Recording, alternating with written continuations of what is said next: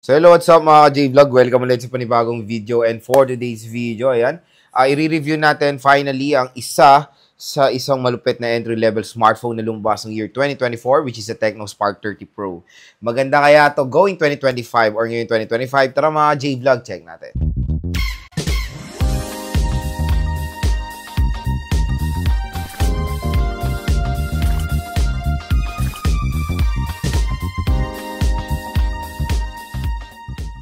So, ayan mga J-Vlog, i-review natin ngayon itong Tecno Spark 30 Pro at yun nga, I think lumabas to nung late 2024 and ngayon lang natin siya ma-review ngayon 2025. So, available pa naman siya sa official store ni Tecno sa Shopee, and yung merong limited edition yung nabili natin, which is eto. Pairam nga muna yung kay Rainlove. Tama-tama yan yung ni-review ko eh. Which is eto, the Transformer Edition. Ayan. So, meron naman siyang regular na neto, I think. Pero yung more on color black yung available. Pero ito is very limited lang. At same price din naman dun sa original design ng Tecno Spark 30 Pro. So, itong Tecno Spark 30 Pro na to, yung theme neto is si Optimus Prime. And syempre, marami rin nagkaka-interest dito sa smartphone na to. Especially this limited edition. Dahil tingnan nyo naman, napakaganda. Even the colorway is resemblance kay Optimus Prime. Meron siyang dual rear camera setup.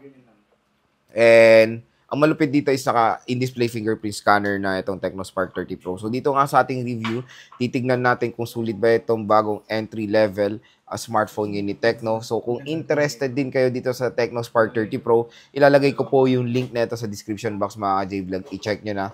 And yun nga, ang SRP pala nito is meron siyang presyo na 7,999 pesos or almost 8,000 pesos for the 8GB RAM and 256GB of internal storage na Tecno Spark 30 Pro. So next on mga J-Vlog, gusto ko i-share sa inyo kung ano ba yung malupit na mga features na pwedeng ma-offer na itong Tecno Spark 30 Pro at kung bakit maganda rin siya i-consider i-purchase ngayong 2025. Unang-una dito yung display. Yung display ang napaka-solid dito sa smartphone na to.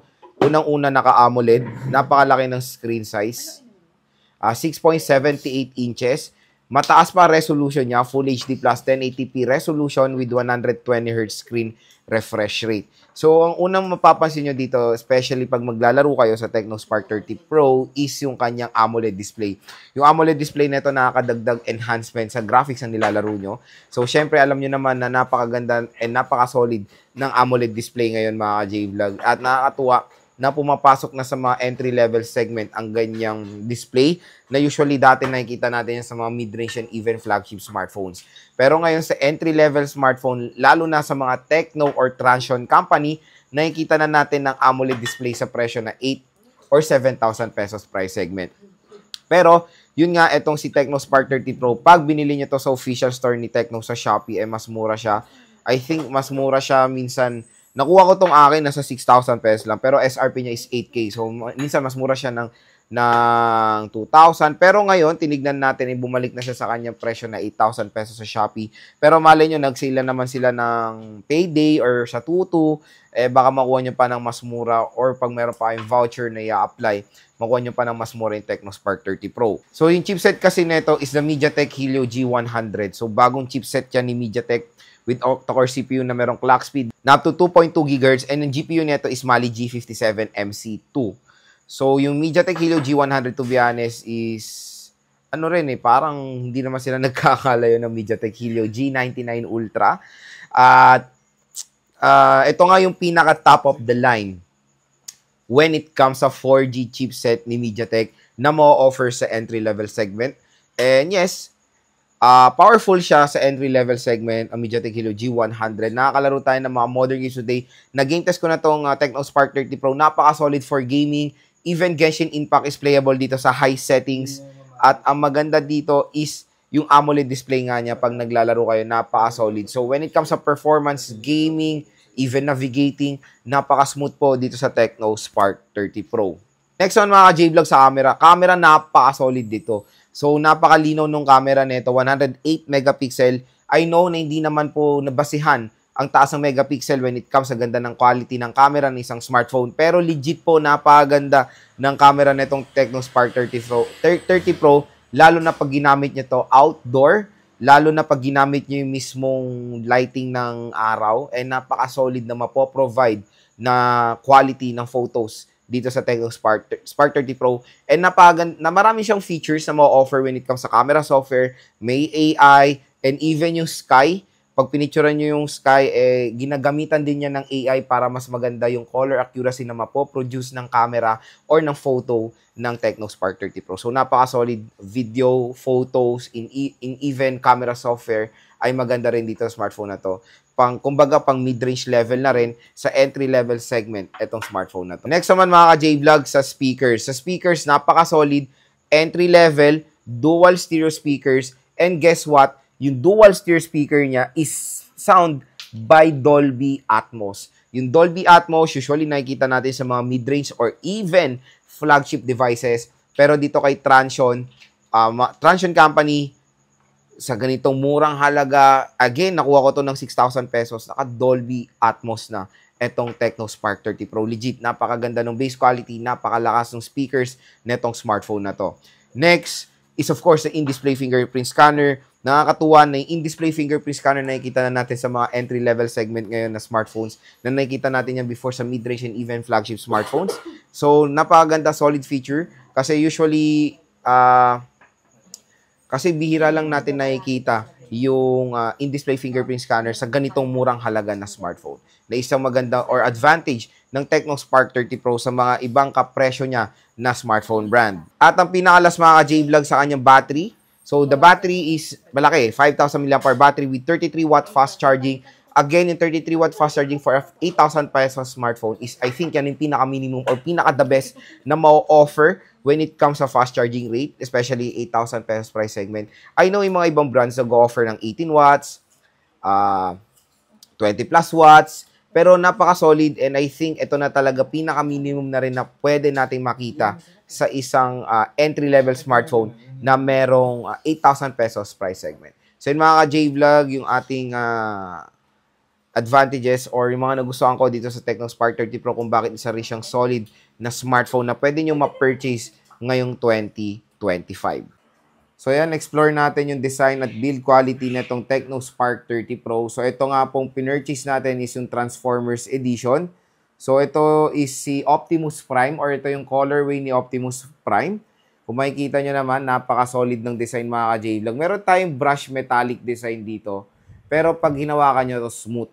So parang nasa loob yung design na yan mga ka-J-Vlog. Ayan. So meron siyang 3-tone color. Silver, red, and blue. Na which is ito nga yung color ni Optimus Prime. Ito nga yung limited edition na Tecno Spark 30 Pro. So meron tayong meron tayong triple rear So, meron tayong camera setup din dito na dual. I think dual camera lang siya. 108 megapixel. Tapos, yung colorway din ng kanyang camera module is color din ni Optimus Prime. So, ito yung parang ring light nila na flash. And, ito yung design lang ata ito eh. So, meron siya circular camera module. Tapos, sa left side, tingnan nyo naman. Glossy siya na plastic. Pero, pag malayuan, para siyang stainless steel eh, no? So, dito sa right side is meron tayong power button and volume rocker. Slim design din itong Tecno Spark 30 Pro. Very lightweight din naman siya. Sa taas naman dito, nakalagay dito, maganda dito mga J-Vlog, is-support niya ang Dolby Atmos sa kanyang speakers. So, meron siyang dual stereo speakers. So, yung secondary speaker niya nasa taas. Sa left side, meron tayong SIM tray. Sa baba naman ng smartphone, meron tayong 3.5mm headphone jack, microphone, Type-C port at yung speaker grills niya. So, ito rin ang solid dito smartphone na to, yung display niya napakalaki. Punch hole, 120Hz, Full HD Plus 1080p. Tapos, naka-ano pa siya. Malaki pa yung kanyang display. So, yan. Pag maglalaro kayo dito or pag magsasurf sa internet or social media, very comfortable naman sa grip itong Tecno Spark 30 Pro. At ang maganda rin dito, in-display fingerprint scanner pa itong smartphone na to.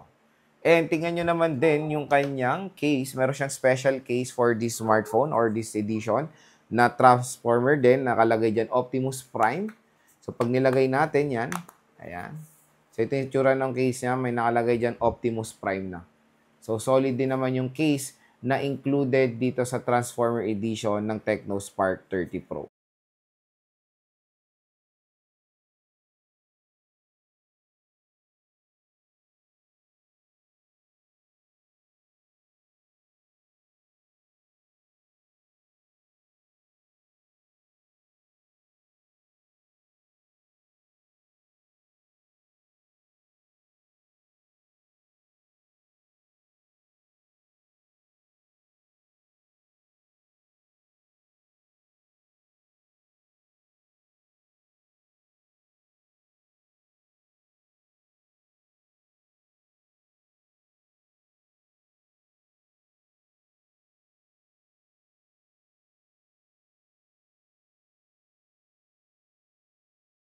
So yan mga ka-J-Vlog, ang pinaka-main na tanong, Lods, maganda bang i-purchase itong Tecno Spark 30 Pro?